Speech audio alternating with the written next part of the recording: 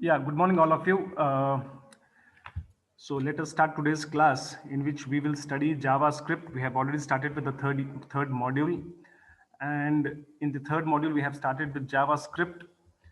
This is what we had discussed in the last class. We understood what is the meaning of a method, what is the meaning of a property. And I gave you a little example by giving you, by writing a program of Java and telling you exactly what is the meaning of a property and a method. Okay. Now today we're going to learn some of the most commonly used objects of JavaScript. Some of the I first of all told you what is the objects. Objects are these built-in. These are the built-in things which are available in JavaScript. And using these built-in objects of JavaScript, you can declare arrays, you can declare Boolean type data types, you can declare date, and then you can use an object of JavaScript which is called as math, and you can perform mathematical operations like finding the square root, sine, cos, all those things. And then string data type is also an object in JavaScript. So basically objects are nothing but all the built-in data types and some of the libraries available through objects to perform a lot of computation in JavaScript. Okay. So we started with arrays. First of all, you know what is the meaning of an array. Remember, array by general definition is a collection of elements. But in JavaScript, an array is an object. Okay, an array is an object, which means that this object will have its own properties and methods. Built-in properties and methods, which you can use in your program. Now you will understand what is that. So yesterday, you know what is an array. It's a collection of elements. And yesterday I told you that there are different ways of declaring an array. The first way of declaring an array is you always use a keyword called as var followed by the name of the array is equals to new array. Now this declares an array greetings. It declares an array, empty array greetings, which does not contain any elements in it. Okay, it's an empty array. And then you can add elements to the array. Okay, you can use the append method to add elements to the array and all that. Now, the other way of declaring an array is var greetings. Greetings is the name of the array is equal to new array. And then you initialize, you pass some parameters to the constructor of the array. And then these elements which you pass to the constructor of the array are the elements of the becomes the elements of the array. Now, automatically greetings becomes an array containing two elements. The first element of the array is good morning, and the second element of the array is good afternoon. So declaring and initializing on the same line using the constructor. Another way of declaring an array and initializing it on the same line is like this: var greetings is equals to, in square brackets, you write down all the elements of the array. You write down all the elements of the array separated by commas. Now these arrays, this array is an example of a string array. All the elements of the array you see are strings here. Okay, so you can declare arrays in these three ways. Important, I have already told you, they will ask in the examination with the help of an example program, explain the three different ways of declaring arrays in JavaScript. So you should write these three examples. How to access elements of the array? You have to use a square bracket followed by an index, and then it will give you that indexed element of the array. For example, if you want to access the first element of the array, you always write name of the array into square bracket 0, because the first element of the array is available at index 0. The second element is available at index 1, and so on. Okay, so you know we use a square bracket and we access the elements of the array. So if I say alert greetings of 0, it will display me the first element of the array. Okay, and if you want to traverse all the elements of the array, then you always can use the for loop for variable I is equals to 0 till greetings.length. What is greetings.length? Length is a property of array. Length is a property of array which will give you the length of the array. So I say var I is equals to 0 till I is less than greetings.length I plus plus, and then if I say greetings of I, in the first iteration of the loop, greetings of the value of I will be 0. So greetings of 0 is the first element. In the next iteration of the loop, the value of I gets incremented by 1. So it becomes greetings of 1. So it will display the second element of the array. In the third iteration of the array, the value of I will be 2. So greetings of 2 is the third element, and so on till where it will go, till the length of the array. So automatically after that, it will stop the program. So this is the loop which will help you to traverse through the elements of the array. This is how it is. If you want to add one element to the array, you use the push operation, push method. This is a method, of course, because there is a bracket after that. It's a method push. So greetings is an array, greetings.push, good evening. So you are adding one more element to the array. So good evening is a new element that is added at the last of the array. So already the array had good morning and good afternoon. Now good evening is added to it. Push is on the right hand side at the last. Okay, so the push method does that. Similarly, you have different types of methods available with arrays. You have with the array object. With the array object of JavaScript, we have different types of methods. We have concat. Concat, from the name itself, it is clear that it concatenates two arrays. Slice will slice the array. What it does is it extracts part of the array starting from a particular element to a particular element. Then you have join. Join will actually join two arrays, and reverse will reverse the array. Shift will delete one element from the right hand side, and sort will sort the array. So these are some of the built-in methods of the array object which we can use in our program. Okay, so we will see all these examples later on. Let us go to the next object, that is the math object. Why do we use the math object? The math object is used for performing mathematical operations in your JavaScript code. Okay, it has got functions to do your trigonometry, algebra, and all that. Okay, using these trigonometrical functions, you can find there is a function called as sine, there is a function called as cos, and there is tan.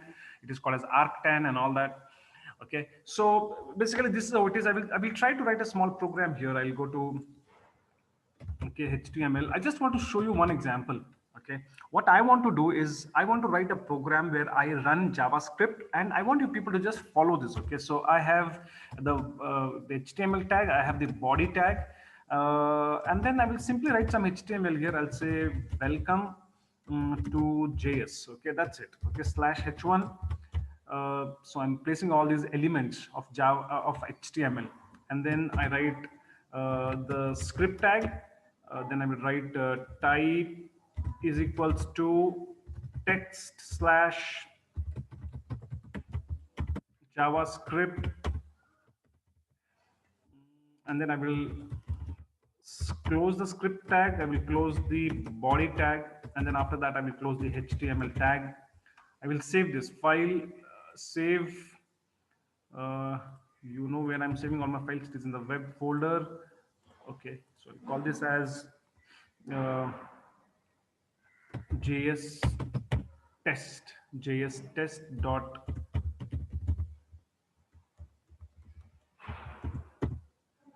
HTML, JS test.html. Okay, it says it already is present, so I will call this as JS test 4.html. Okay, so now when I go to my D drive, the web folder JS test 4, yeah, when I double click on that, you can see welcome to JavaScript. And then there is nothing in the JavaScript tag still. So if I write here alert, you know what happens, it displays me whatever I write in the alert. And you know when will this alert? So I saved that program, I refresh, so you can see that it displays me hello here. Okay, so slowly what I'm building is I'm building a small concept here. For example, you know that if I declare a variable var x is equals to 100, so I declare a variable x is equals to 100, and then I perform the sum of that. So I say, let us say sq is equals to x star x. So what is sq? Sq is a variable of sq is a variable in which I keep x. What is x? X is 100. 100 star 100 is the square of 100, which is 10,000, and then the value will get stored into x. And then after that, I want to display the value of sq squared, so I display that. So there are two alert messages. First, it displays me hello, and then it performs a little bit of calculations, and then finally it displays me the value of sq, that's square root. So I save the program, I come here, I refresh, so it displays me hello, and then it displays me 10,000, which is the square of 100. You understood? So basically what we are doing is we are writing a program. Now I will just do a small change to this. What I will do is, what is happening is, in my program of HTML, there is a little bit of JavaScript that is written. And I have already told you that as and when the browser encounters JavaScript, it starts executing it. Okay. Now, similarly, what I will do is I will remove all this right now. I can declare my array here. Let us come to array. Okay. What we were discussing here, in this, this is what we were discussing about arrays, how to declare them and all that. Let us take an example of declaring an array. So I have my array, I call it as ARR, is equals to a new array. So what is ARR right now? ARR is an empty array. Okay. And then I want to put some elements into the array. So I write hello as the first element. Then I put a comma. And I put world as the second, or else rather I will do one thing. I will call this as morning.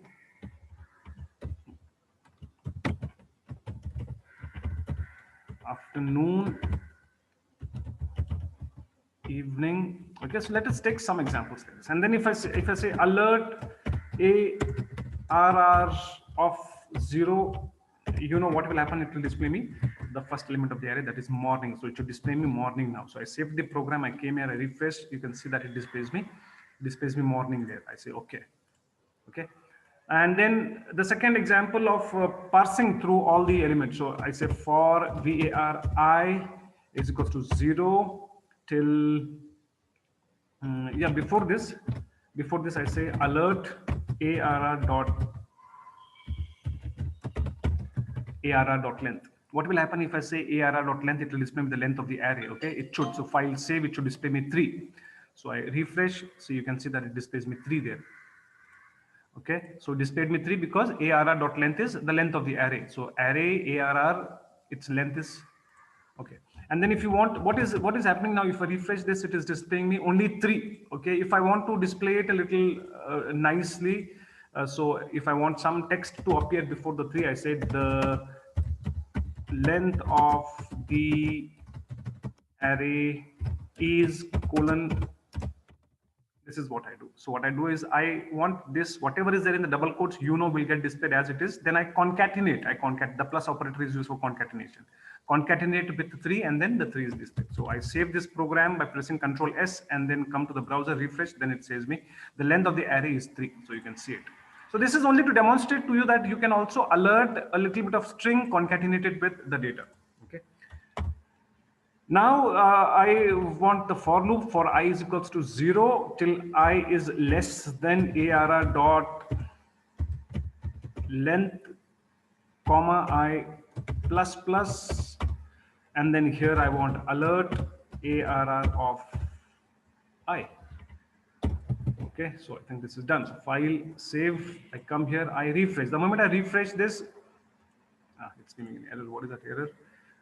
Alert arr of I is that. See, what is happening is I saved this, Control S, file, save. When I come here and I refresh, nothing is happening. Why nothing is happening is because if nothing happens, it means that there is some error in your program. And what could be the possible error? Okay, here you can see that in the for loop there is a problem. var I is equals to 0. I is, yeah, somebody has commented me. For loop, yeah, the for loop there is a problem. Of course, Akshata says there's a problem with the for loop. Of course, there's a problem with the for loop. I is equals to 0 till I is less than I should write. I had written a comma there. That's why. Yeah, that is right. So there is a problem in the for loop. Instead of this less than sign, there was a comma. That's why. Okay. So file, save. I come here. I refresh this. Still there is a problem. The problem is still here. There should be a semicolon there also. So no, first I is 0, semicolon, I is less than array, semicolon, I plus plus. Now I think it should be fine. So I save the program, I come to the browser, I refresh. You can see the length of the array is 3, and then after that it displays me the first element of the array, that is morning. Then it display, I say okay, and then it displays me the second element of the array. Then I click on okay, then it displays me the third element of the array, and then finally it stops the loop because it has finished displaying me all the elements of the array. Okay, so this is another way of doing it. I don't want to display the length, nothing. I have an array. What will happen if I say arr dot push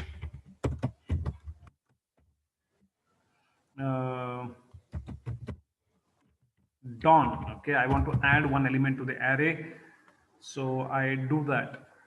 Push, you know what happens in push? Push will push one new element to the array.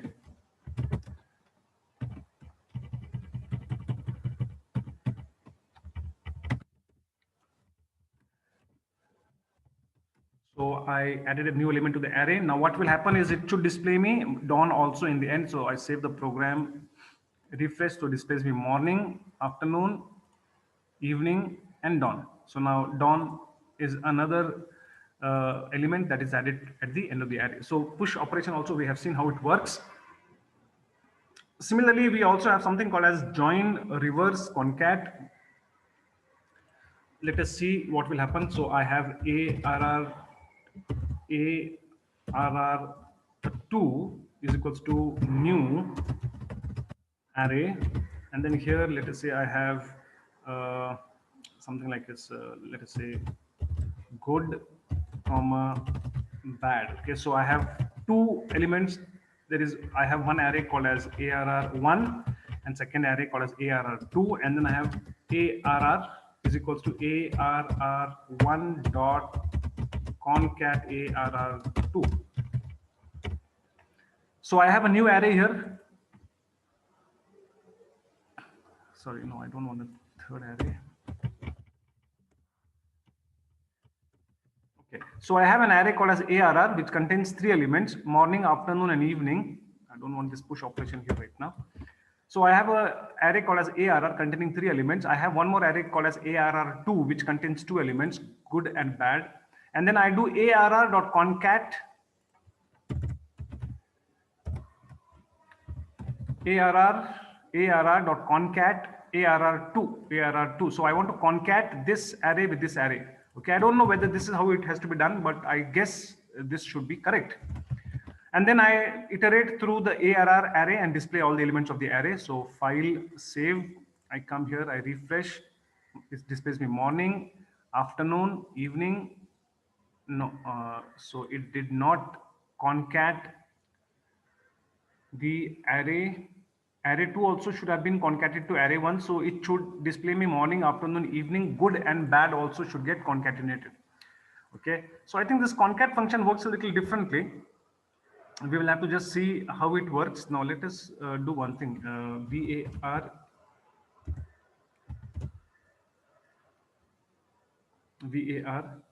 ARR is equals to ARR1. So what I have here is I have ARR1, which is morning, afternoon, evening, and I have ARR2, which is good and bad. I concatenate ARR1 with ARR2 and I place the result into ARR, and then now I parse through all the elements of ARR array. So I save this, I come here, let us hope that it works. So when I refresh, I get morning, afternoon, evening, yeah, good and bad. Good and bad. Okay, so what has happened is now the original array ARR1 will not get changed, it will remain as it is. So ARR1.concat ARR2 will result into this particular statement, will result into a third array called as ARR, and in that the concatenation of these two will get stored. So ARR1, the content of ARR1, which is morning, afternoon, evening, will get concatenated with ARR2, which is good and bad. And after concatenating, you get the result is kept into a third array, a new array, which is ARR. And I parse through the ARR array. And then that's why you were able to see all the elements: morning, afternoon, evening, good and bad. That is what happened. In fact, I was also not knowing that. So when I refresh this, I get morning, I get afternoon, I get evening, I get good, and then I get bad. Okay. So that is how the concat function basically works. Similarly, we have the sort function, which will sort the elements of the array and all that. Okay, we will see that later on. It will take time like that. Then comes the math function. The math function, object, is used in JavaScript to perform mathematical operations. Okay, I can use a sqrt, I can use all that. So if I say math.py, math.square root of 4, math.random, I can do that. So this arrays I will remove right now. And here I will do something of maths. So I have var x is equals to 109. Okay, some number, some random number. And then I say alert. I say alert math dot sqrt of x. What is the square root of x? I ask it. Let us take an easy number before. Let us take 100. And then what is sqrt of 100? File, save. I come here, refresh, then it displays me 10 because 10 is the square root of 100. If it is 64x, what is the square root of x? What is the square root of 64? It should be 8. And let us say 109. I save the program. I come here, refresh. This is the square root of 109. It is 10.44030. It's a big number, okay, but it gives you that. So math dot square root of x. So we use the math. Now let us say x is equals to 100. I want to find what is the sign of 100. So I write sign of x. Like save, come, refresh, then it gives me some number minus 0.5063 and all that. Okay, sign of 0 is 0, cos of 0 is 1, like that, you know. For example, if let us say x is 1, let us say x is 90. X is 90. What is sign of 90? File, save, refresh, it is 0.89 and so on. So, you know, using this math object, there are some built-in functions of the math object, built-in methods of math object through which you can find out the sign of a number, the cos of a number, the tangent, the square root, and all that. There are so many built-in methods for the math. Okay, so all that is given over here. You can even generate some random numbers using the math. So if I say math.random, if I say math.random, it just generates some random number and then displays it to me. I save the program, I come here, refresh, see, sorry, I did not save it, I think. File, save, refresh. Yeah, it is generating me a random number 0.7. If I say okay, then I refresh this. Now 0.53. If I refresh this, 0.062. Okay, refresh this 0.5157. Then again refresh this. It is 811. So every time I'm refreshing the page, this math.random function is generating some random function and it is giving it to me. Okay, let us see what will happen if I write 100 here. I don't know. Okay, sometimes you know you can pass. Sometimes I think you can pass some parameters. I know in other programming languages, if you want to generate a random number between a range, some random number between a range of 0 to 100, then every time it will generate a random number, only numbers which fall between 0 to 100. So in JavaScript, I think it is not there like that. Math.random will just generate you a random decimal number. Okay. I hope this is clear now. Let us go further and understand the string object. Remember, the string is also an object in JavaScript. How to declare a string is var greet is equals to good. This is one way of declaring a string. And another way of declaring a string is var greet is equals to new string of good. Okay, so it declares a object. It declares you a variable greet in which it keeps the value good.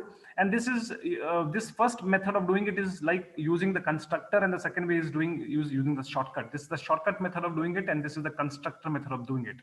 Both of them are correct, no problem. Similarly, like how arrays had the length method, length property, strings also has the length property. If you say greet, greet is what? Greet is a string. Remember, it's a string. Okay, arrays are over. We are finished with arrays. Now we are working with strings. So if greet is a string, if I say greet dot length, it gives me the length of the string. So let me just very quickly see how that is done. So I have a string yes is equals to hello and alert s dot alert string dot length. So I save that program, I come refresh, alert s length length. What is the problem? So file, save, come here, I refresh this. Nothing is happening. If nothing is happening, you should understand that there is some error. What could be the error here? What I have here is var. Yeah, sorry. This I'm sorry. You cannot declare strings like this. You cannot write a string like you have to write var. In JavaScript, you know how to declare a variable. You have to write var, not strint float. My mistake. So we have var yes is equals to hello, and then you do that yes dot length, and if I come and refresh this, you can see it displays me 5 because that is the length of my 1 2 3 4 5 my string. That is the length of my string. Okay, so that length property also you understood, and then the concatenation also you understood how to concatenate. Declare a new string is equals to greet the old string dot concat will concatenate, and you can use a string here. So whatever is present in greet will get concatenated with morning. What is there in greet? Good is there. So a good plus morning, good morning, And then this is how we use the concat method to concatenate two strings. We can also concatenate two strings by using the plus operator. This is also fine. So this greet plus morning is also similar to greet.concat morning. Okay. These are some of the methods and properties of strings in JavaScript. Apart from that, important methods of strings are character at. Character at, if you write the index here, it will give you the character present at that particular index. Index of will give you the index of the character which you're passing to this function. Okay, search will give you true or false. It will search for a particular element. For example, I'll just go step by step. I have a string here called as S, in which there is hello world. Okay, WORLD, world. Hello world is there. So if I say S dot character at 0, okay, so I'm saying that please display the character at index 0 of the string S. What is this? Is S of 0. This is the first element. It is present at index 0, H. E is present at index 1, L is present at index 2, another L is present at index 3, O is present at index 4, space is there. Space is also a character, remember. Space is present at index 6, at index 5, and so on. Okay. So if I say character at 7, if I say character at 7, display me the character at 7. So 0, 1, 2, 3, 4, 5, 6, 7. It should display me this small o. So save that, come here and refresh. So you can see it displays me small o. It displays me small o because the character at, char at method picks up that character from index 7 and it gives it to you. This is how we use the char at. Similarly, index of is another method. If I say E, alert me index of the character E. So is there the character E present in this string? It is present. And what is the index of that character E? It is 1. 0 is H, E is 1. So it should display me E. So I save the program, file save, come here and refresh. So it displays me 1 here. You can see it displays me 1. So there is a function called as a method called as index of. Index of will give me the index of this particular character. Tell me what will happen if I say index of L. What is index of L? Now you can see that L is present in two places. There is L here also and there is L here also. So the index of the first L is 2 and the index of the second L is 3. But it will give you the index of the first appearance of this character. First appearance, which is the character which is appearing first, this L, and it is present at what index? 0, 1, 2. So it will display me 2. So I save the program, I press Control S, come and refresh. So you can see that it displays me 2 because that is the index of the first appearance of capital L. Okay, I hope this is understood. We have the search, we have the match. Then comes the date. Okay, I will finish this date and we will stop for today. There is one more object in JavaScript called as a date object, using which you can work with dates. You know what is a date? A date is the object which contains a lot of values, like it contains what day it is, what day, what month it is, what year it is, what is the current time, what is the current hour, minutes, and seconds. It can also give you what day it is of the week, Monday, Tuesday, Wednesday. So when you declare an object of class date, you can put in that object a value, and that value contains all these numerous things. First, it contains what is the day of the year. It can contain what is the day of the month, what is the day of the week, what is the current hour, minutes, and seconds. So whenever you want to work with the date data type, you have to declare a variable of type date, and then in that you can keep the value. So for example, if I want, let us say, to declare a date, so I say var d is equals to new date, and then if I say alert d, if I say alert d, it will display me what is. Then you will say, so how you have declared only date, you did not put any value in that variable date. But when you say alert d, what will happen? Let us see. So file, save, I come here and I refresh. You can see it displays me Tuesday, November 10th, 2020. Then it displays me the time. And then I say okay. If I again refresh, it displays me 11 6:29 seconds is 29. If I come here, I refresh, the 29 has now become 35. So every time you're refreshing, it is giving me the current time. So whenever you declare a date and you don't initialize it with anything, it takes the current system date. It takes the current system date and time. This date object has got a lot of built-in functions. Like if I say what is the name of the object? It is D. If I say D dot day, if I say D dot day, sorry, one second. M-O-N-T-H, month.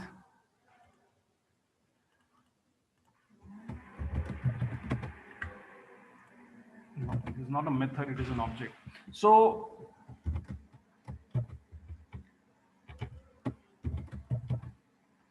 it is possible to extract part by part parts of the date. If you want to know only the day part or only the month part or only the year part, it is possible to extract that through this object D. For example, if I say D dot day, it will give me the day part of the date. If I say D dot day of the month, it will give me the day of the month part, and so on. Okay, it is not given here, but then I think, one second, I'll just, because I know this is possible, D dot day of the week, something like that is there. So it is all coming as undefined. I'll say day month dot to string